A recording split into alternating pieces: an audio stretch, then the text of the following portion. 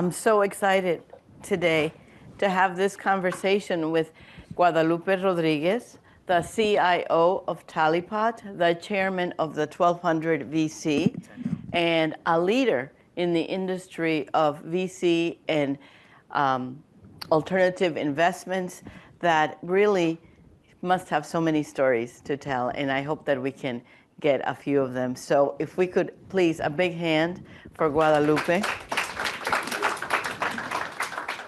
Thank you. Thanks for the invitation. Oh, no, thank you. We're going to get into some of her vision for investing in VC. But before that, you know, so many of us here have stories, how we got here, and it's so central to our lives and the mission of what we do. And we would just be remiss not hearing more about your background. How did you get here? Because the hurdles, particularly for women, and then for Latinos, we just heard, are so onerous. I appreciate that. Good afternoon, and thank you very much for the invitation. I think Angeles as an organization is fundamental to the economic growth of the United States and where things are going to go in private industry, generally speaking. I'm excited to see all of the women in the room. Glad that you're here. And I'm originally born and raised in Aspen, Colorado. That's why my English is so good. I started out as an elementary school teacher thanks to a program called AmeriCorps that did a deal between CU Boulder and Colorado Mountain College. And so my mission in life has always been to, as cliche as it sounds, to change the world. And that was ingrained in me by my parents, who are, you know, the traditional immigrant family story. My parents are from Chihuahua, Mexico, and mostly because my mother would tell me every single day how to be born and raised in the United States. So constantly, you should work harder because you're so lucky you were born here. And some kids have the story of walking to school uphill in snow both ways. For me, my parents, it was, you're born here, now do something. What are you going to do something? Do something with it. So my inclination was to go towards what I know. And I think that that's part of the Latino experience. Like, where do you get the role models? What do you do? And what kinds of things do you hear? Well, be a teacher, go into the Catholic Church, be a teller at the bank, go be a nurse. Mm-hmm. You know, some of the things that were a little more attainable. And so that's what I did. I went to be a teacher. My dad started a small construction company.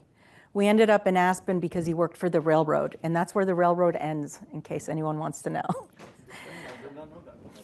So he was working construction and eventually started his own little company. And I remember going to one of his jobs and seeing the paperwork, and it said Ski Chalet LLC. I thought, well, why does it say that instead of Bob and Susan? Our mortgage doesn't say, you know, it says Catarino and Mercedes. And that was the first inkling that things were just not the same between our family and other families. I also remember having friends in high school whose parents had opened, they had their own brokers. They had their own money managers. And what they would talk about when I would go to dinner or to hang out at their house was the market. You know, did they make any money or lose any money? And they started out with like $500 that their parents gave them, loaned them in order to start those conversations. Those were not part of my conversations. So I'll speed up. Teaching didn't work out. I decided to then jump into the legal field. I thought I'd become a lawyer when I thought that would be the way to find justice. And then I learned you needed more money in order to sustain that, or you needed to change the law if the law was not in your favor. So I ended up getting recruited by the second Clinton administration to go to DC and worked in that White House, and then for the Bushes after that. From there, I went into the NGO world, and then management consulting that led to ventures I should say, adventures in mergers and acquisitions. And one of our clients happened to be Berkshire Hathaway. So I ended up working in Omaha for a couple of years. And through that tutelage is where I started to invest my own money after having my own liquidity event. But it was through experience that I learned what the markets are, how to participate, how to manage my own money, and what all of that actually meant. So my exclusive mission is to make as many rich people possible as I can. And I think that this is where we do that. And I'm sure of it. Well, wow, thank you. I didn't know all that. And so it's just fascinating that you've had exposure to all those different areas of investment, and particularly at the core itself of Omaha, Nebraska. Wow. And that you had an exit yourself. And so that aligns you very much with so many of the entrepreneurs. How do you put that experience to work on behalf of your clients now? Well, I have one client. I'm the chief investment officer for a Mexican family. And this is my first job in like 20 years. Yeah, I'm a horrible employee. I aligned with them because I thought it was ridiculous in this moment in time not to have a prominent Mexican Latin American group like Carlyle, like BlackRock, like Blackstone, with all of the resources that we have. And so I aligned with this family to set out to at least be the catalyst for something like that. And where it aligns, being a former founder, is that I can tell the wanna-wannas from the real folks. And the folks that were up here just a minute ago are the real deal. Mm-hmm. That's blood, sweat, and tears. Most of the time when people say, I have this great idea, I want to start a company, the first thing I said is, don't do it. Don't do it. You know, it's worse than marriage. So, yeah. And you mean divorce. It's worse than divorce. I don't know. I think that's a longer conversation, but you know, divorce, at least it's like it's over, right? So I think that's the first thing, and you recognize who really has the ganas. Yeah, metal. To be able to sustain the ups and downs, because it's mostly downs. Mm. But you've had the opportunity to shape a lot of the investment strategy here, and you continue to work on that. How do you give acknowledgement to the entrepreneurial community within I mean, you must have everybody coming to your family, therefore to you, to seek investment capital. So how do you carve a niche for the entrepreneurial class? I would say this is similar to any question about diversity. And as women, you know, we're double winners. There's nothing that can substitute excellence, period. You can be super cute, you can be very charismatic, you can have a lot of sales skills, you can have the greatest idea ever. You can be a total genius. However, the broad spectrum in being a founder or being great at anything is the dedication to excellence. And I like to think about people who play sports, which I am not one of them. But I like to think about them because when they're interviewed after winning a championship, they don't say things like, well, I just kind of practiced on the weekends, or I just got really lucky. No, they work their tails off. They lose more than they win, and it's that constant dedication to themselves, the commitment to their team, which leads them to championships. And whether it is a founder or a fund manager, which congratulations, we're very excited to have you as a fund manager. Thank you. Thank you. Watch out. Yep. Silicon what? Here, nope. Don't need to be in Silicon Valley to find the winners. I think we've proven that already. Yeah. So the bottom line is, I don't believe in any kind of affirmative action. I believe that if you're great, you're going to rise to the top. And what I'm going to make sure of is that there's no bias because of where you're from, who you're in love with, or any of those other things that I don't really give a crap about, because we're in business for business. So excellence is about, in our case, making money. Now, I know that there are the inherent biases that exist, so I will make sure that there's an extra hard look at anybody that doesn't look like the traditional old school mold. Silicon Valley. Well, no, that's great. And you know, as I think about what we're doing, also for Angeles Ventures, as David and I sit here running this new fund, we're in an incredible period of technological change. I mean, people say that at every stage, but really, the period we're in now that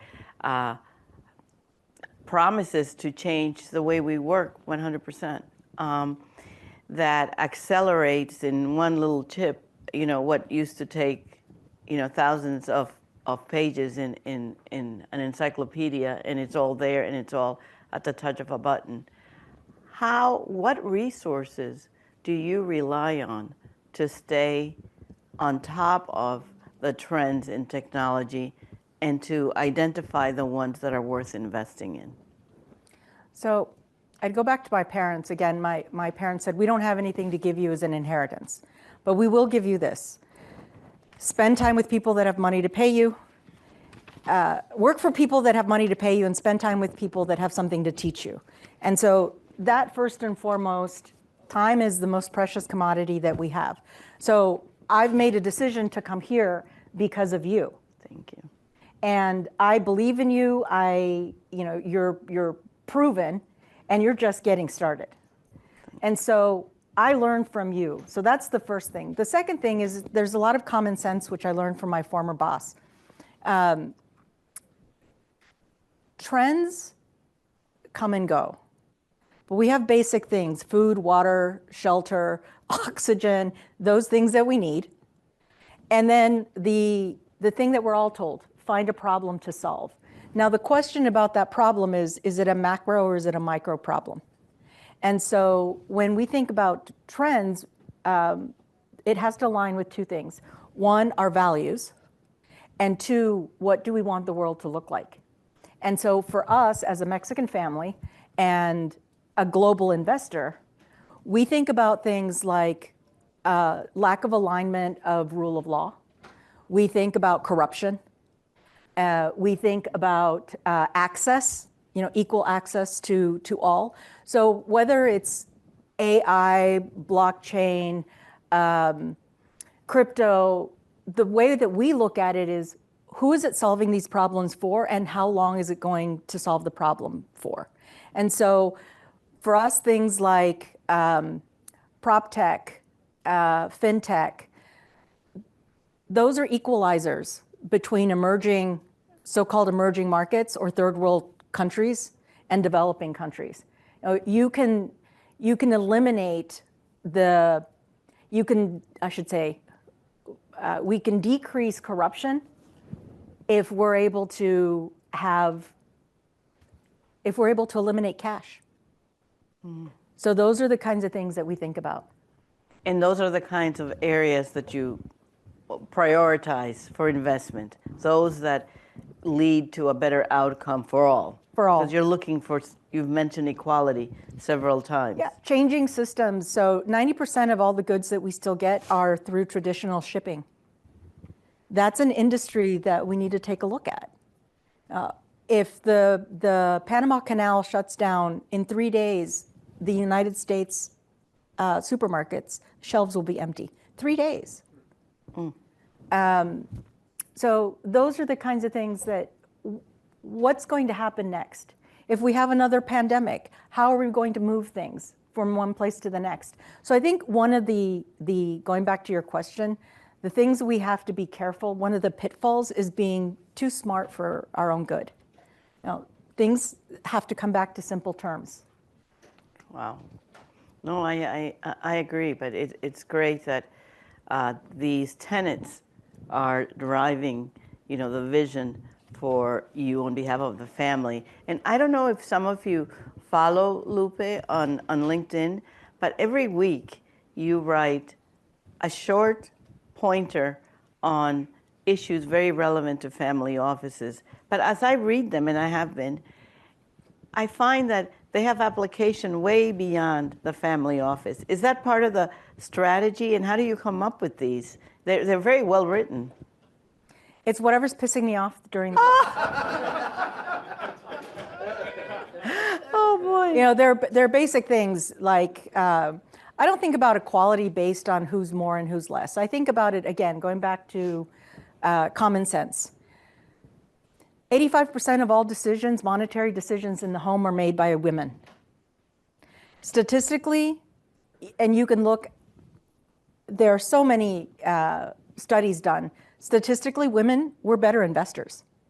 If a bank is run by women, you're going to see the stats are better. That's it. It's just math. And so it's, again, going back to, I want everybody to be prosperous. Everybody here has the ability and the opportunity, as my mother would say, because you're in this country.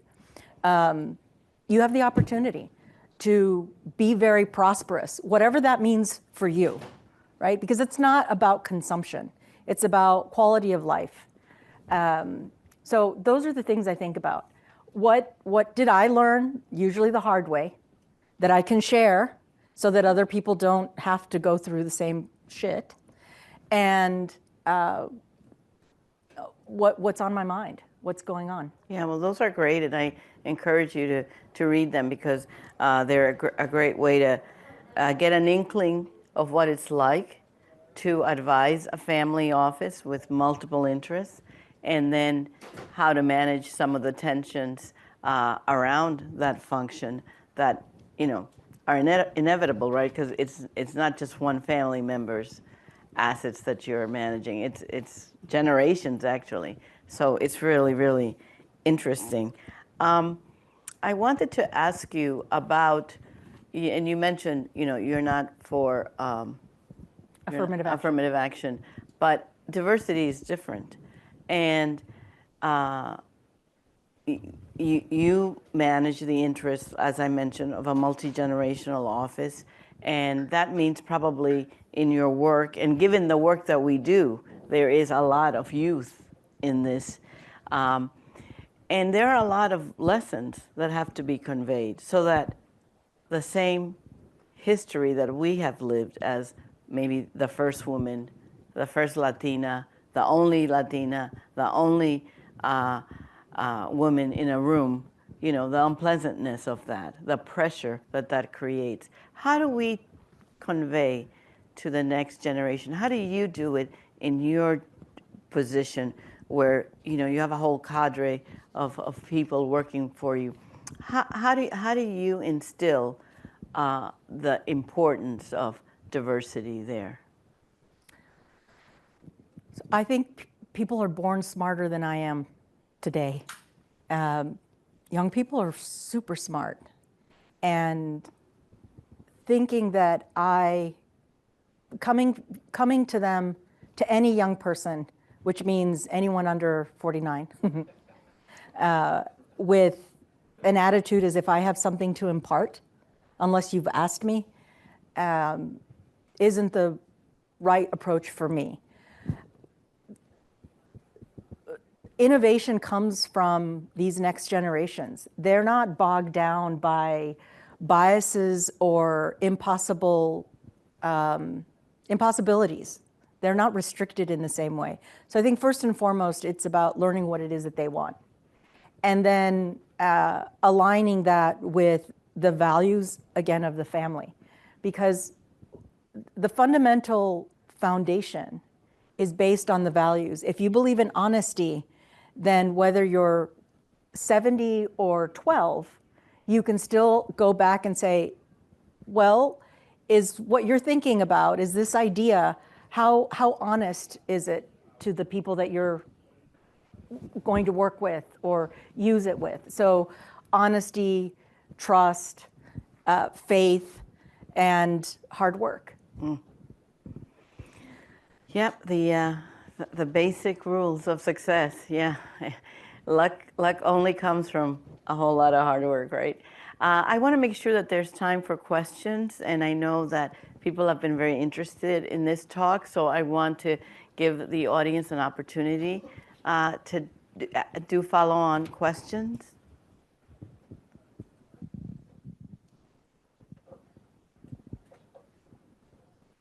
No questions? Thank you. I'm telling you, I have nothing to share. No, this talk has been fully captivating. I gotta tell you, thank you so much for your time and your wisdom. To keep digging on that wisdom, I guess what I'd love to ask is, as you've actually been making venture deals in your firm, aside from resilience, what are other things that you look for in founders that you think really, encapsulate who's going to be a winner in your perspective? Some of the folks were talking about it in the panel before. You really need to understand not just your own business and your own idea, but where do you fit within the entire ecosystem? So if by the time you come to us, you still are learning, then I'm going to throw that fish back into the pond, because we have this thing called Google, right? So if you don't understand what private equity is, if you don't understand what a cap table is, if you don't understand any piece of what you're putting together, there's a place for you to ask. And it's not because I'm saying you're not smart enough or you don't know yet. It's because I want you to be ready to stand on your own 2 feet when you do go to negotiate with Sony. I think that's part of the other piece with the CVCs or the large corporate strategics. You're not on equal footing. They have cadres of sophisticated lawyers, and we have something called freedom of contract in this country. I can literally ask for you to pay me in pink underwear, and if you agree, that's what the contract can say. And so a lot of things that relate to, well, this is how we do it, or this is boilerplate. Does that really work for you? And the only way that you can know how to have those conversations is if you've spent the time really understanding, how does that work? How does a contract work? What are my obligations if I'm going to take money from somebody else? Is all money equal? We may not invest with you if you're invested with somebody else that we won't do business with. And so, and truthfulness, business is inherently dishonest. It's not set up to be a win-win. Those are the kinds of nice things that we say on TV. It's meant to be an exchange of value for services or goods or time. So my point there is, know what you're talking about, know what you believe in, know what it is that you want, and if you don't know those things, then you're just not ready. And we invest from venture to the public markets. So it's across the board. Well, thank you very much. Oh, we have one more question. I think we're out of time, so I'll. No. Thank Yeah. you so No, much it's okay. for sharing your experience. You talked a lot about a lot of pivots in your life. You from being a teacher, then a lawyer, now a VC. How did you embrace those changes, and what mindset did you have that allowed you to transition successfully in each one of those roles? So I never became a lawyer. I learned how expensive that was. And then I learned how easy it is to hire them. Yeah, I'm sure you've heard change is the only constant, but for whatever reason, our human nature is to try to control that change. And being open-minded and being flexible when you don't want to is also a muscle. You know, I didn't continue being a teacher because I didn't want to be a teacher anymore. I couldn't change the system, and I didn't think the system was fair. So I needed to go look someplace else. And so I think the more time we spend introspectively and know what our comfort zone is, it helps us make decisions. And the other thing I always tell anybody on my team is, any day you end the day in a comfortable position, that should be your last day here. Be uncomfortable every day. Thank you so much for that. Also, no, definitely. I wanted to bring up that for the last 2 years, this is the third year, that we have an awarded, it hasn't broken. It's there. We have awarded the Adelante Award to someone who exemplifies a persistent commitment, an exceptional commitment to advancing Latino entrepreneurship as a way to improve the American society and as a way of helping Latinos achieve incredible success. It is so amazing to me that your background, fueled by your parents' entrepreneurship, both in coming here and in trying to start a business, is so much a part of you trying to find solutions and equality. And for that, and for all the work you do in your current position at Talipot, we want to make you the first woman Adelante winner. Thank you so very much. Thank you. Well, here's to the day that this won't be necessary.